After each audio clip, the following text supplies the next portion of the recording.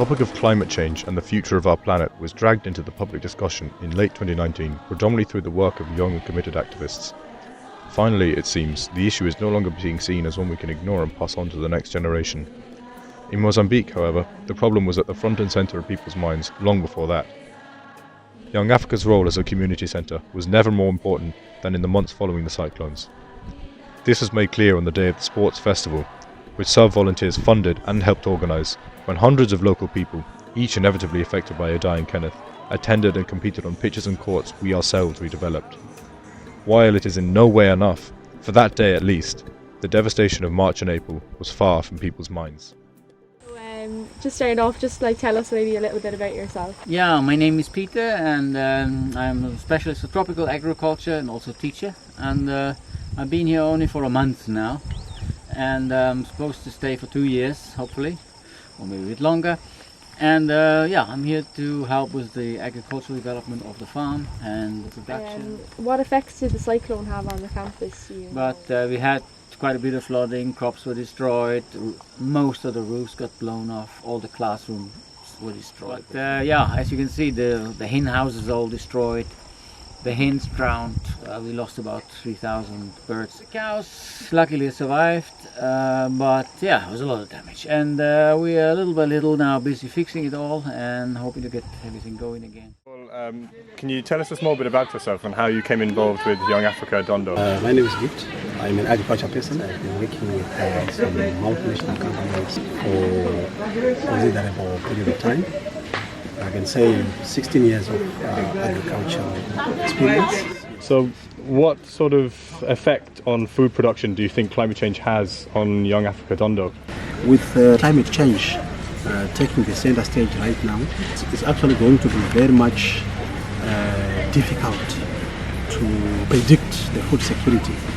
Sometimes, for example, for Dondo, this area is a coastal area. It's found in the coastal line close to the ocean, and you can actually have some flooding that can wash away all the crops that have been planted, or you won't be able to even get the water to irrigate. So both extremes.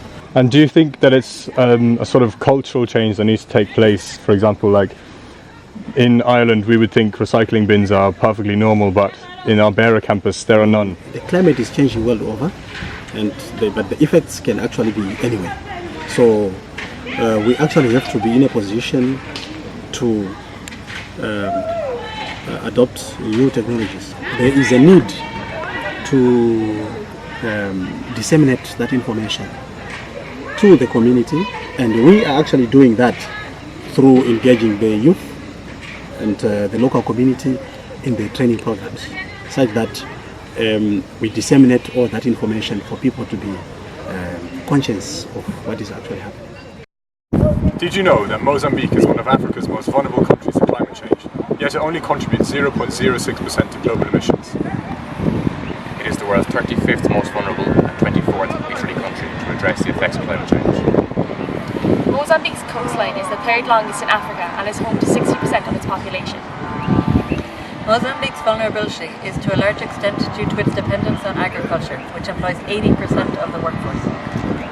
95% of food production is rain-fed, and many farmers cannot afford to invest in agriculture technology.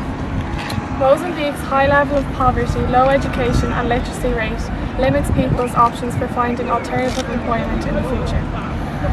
So what does the future have in store for Mozambique over the next 100 years?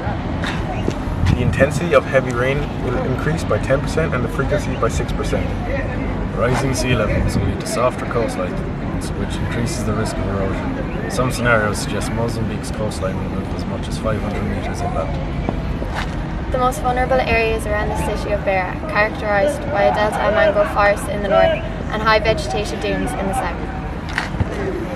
There is significant investment and aid from abroad, while Mozambique are investing in clean energy systems, climate information systems, agriculture and landscape management.